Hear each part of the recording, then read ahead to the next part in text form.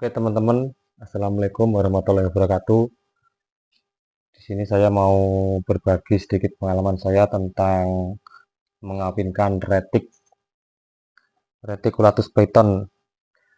Kemarin di awal Maret ular saya tuh banyak yang birahi, terutama yang jantan ya. Kalau jantan tuh birahinya kelihatan banget. Ini kan yang memang awal Maret itu memang masuk musim kawinnya retik.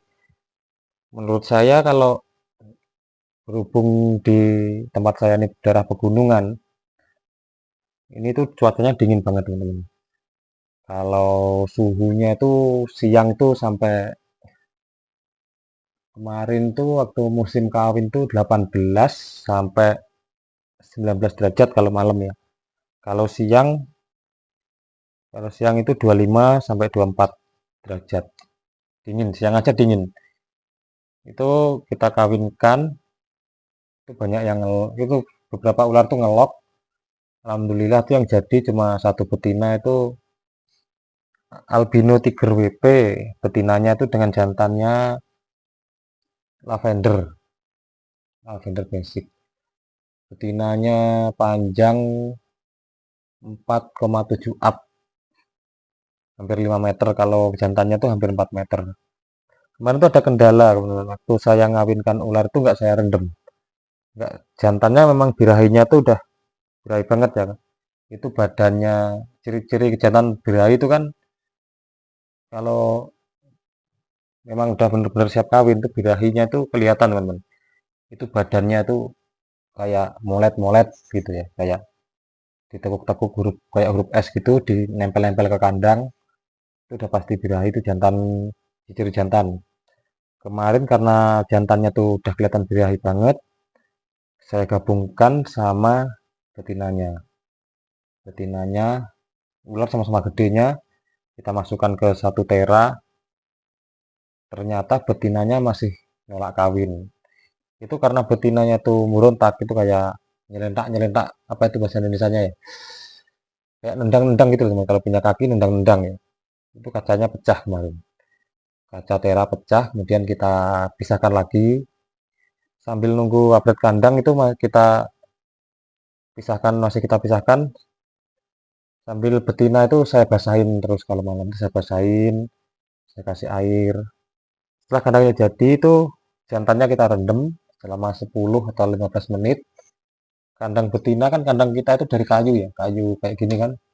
Itu saya basahin pakai air saya, maksudnya saya basahin, saya percikin, saya semprot pakai semprotan burung itu biasanya ya. Sampai itu lembab benar-benar basah, baru kita gabungin. Tapi kita gabunginnya itu kacanya kita tutup bagian dalam ini, kaca kayak gini ini kita tutup pakai kasur. Kan ada tuh ya teman, kasur tipis yang di lantai itu saya gunting, saya paskan ke kaca gini, terus saya lakban. Setelah kita gabungkan, itu kita biarin dulu. Pertama itu memang kayak betinanya itu berontak lagi, itu suaranya tuh gembludak, bludak bludak. Itu terus kita udah nggak ada suaranya, kita intip dari lubang-lubang pinggirnya itu, lubang udara itu, alhamdulillah ngelok. Setelah ngelok, setelah kepantau ngelok itu, saya kan kalau metode mengawinkan ular, saya itu satu malam saya gabungkan, satu malam saya pisahkan. Tapi itu setiap malam, setiap itu gitu terus ya. Pokoknya satu malam, satu malam, satu malam. Satu malam dipisah, satu malam digabung. Setelah kita kepantau ngelok kemarin, yang betina albino WP Tiger kita itu, penggabungan malam selanjutnya itu enggak kita kasih kasur. Jadi kasurnya kita buka, itu ngelok terus dan enggak merontak lagi setelah sampai 12 kali ngelok. Setelah 12 kali ngelok tuh terpantau populasi, alhamdulillah. Kalau ciri-ciri betina populasi itu yang utama itu mogok makan. Itu yang paling utama ya. Pasti kalau ular hamil tuh nggak makan, pasti mogok. Pengalaman saya, kalau pengalaman di kandang saya ini, di kandang ular saya tuh nggak ada ular betina hamil yang mau makan, pasti mogok. Kalau masalah setting, tergantung ularnya sih. Ada yang shading, ada yang nggak shading. Kalau yang betina saya yang tadi ini, yang albino tiger tadi, tiger WP tadi, itu shading terus teman. Dia rutin shading. Selama hamil 3 bulan lebih itu shadingnya rutin, kayak normal kayak biasanya. Tapi mogok makan. Sama kalau ular hamil tuh di kehamilan 2 bulan atau 1,5 bulan tuh badannya tuh kelihatan mekar-mekar. Jadi dari antara kulit ke kulit ini di bagian belakang sini biasanya. Di bagian sini. Biasanya di bagian sini, hampir ke belakang ini, kulitnya mekar teman-teman. Dari antara sisik ke sisik ini mekar. Jadi kayak jauh gitu jaraknya. Jaraknya agak jauh-jauh kayak ular kenyang habis makan. Atau ular mau buang air tuh kan kulitnya mekar. Mau buang air besar. Terus kalau udah gitu kita yakin itu udah hamil, kita tutup kandangnya. Usahakan kalau kandangnya saya kan kandangnya di betina itu kan kebetulan di luar di teras. Jadi saya tutup rapat kacanya juga saya tutup pakai sarung saya lakban supaya nggak keganggu orang lewat lalu lalang. Kemudian setelah 17 tanggal 17 Agustus tuh nelor. Nelor indukan ukuran 4,7 meter itu 4,7 meter up itu nelur 44 butir dan itu alhamdulillah bagus semua, nggak ada yang selak. Jadi doakan nanti supaya netas semua ya teman-teman ya. Untuk penanganannya kemarin sih saya pisahkan, saya inkubatornya itu saya lemari kayak gini juga, lemari kayak gini. Ini juga bekas penetesan telur ya teman-teman ya lemarinya. Kemarin itu tapi telur yang 44 butir itu kita taruh di kamar, lemari kamar. Kemarin saya netasin pakai lemari kayak gini tahun-tahun kemarin-kemarin itu berhasil banyak yang netes.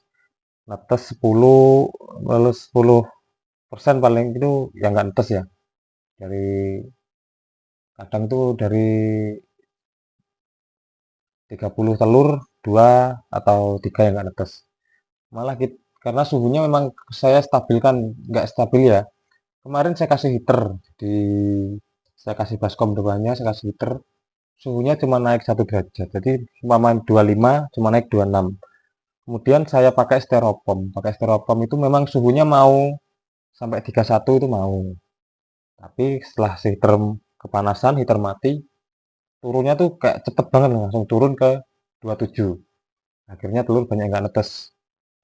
Telur tuh kemarin yang pakai styrofoam tuh dari kita coba-coba ya 20 telur tuh 15 telur 16 telur nggak netes dulu waktu tahun-tahun kemarin. Setelah kita pakai lemari kayak gini, kita pakai suhu normal tanpa ada settingan apa-apa ya. Suhu normal di sini kan 25. Di dalam lemari ini ternyata siang semalam tuh sama. Siang sama malam tuh sama-sama 25. Siang 25, malam 25. Itu alhamdulillah itu bagus. Telurnya banyak banyak yang netes mungkin karena suhunya stabil ya teman-teman. Telurnya banyak yang netes, yang gagal tuh cuma sedikit lah. Minim kegagalan. Mungkin ya itu tadi karena suhunya stabil. Nah, nanti setelah kita dari pengalaman itu mungkin kita kita bertahan pakai suhu di suhu 25. Suhu 25, 26, tapi nggak pernah naik turun sih. Di lemari kayak gini nih 25 terus. Siang 25, malam 25. Terima kasih sudah nonton video saya. Itu sedikit tips dari saya. Assalamualaikum warahmatullahi wabarakatuh.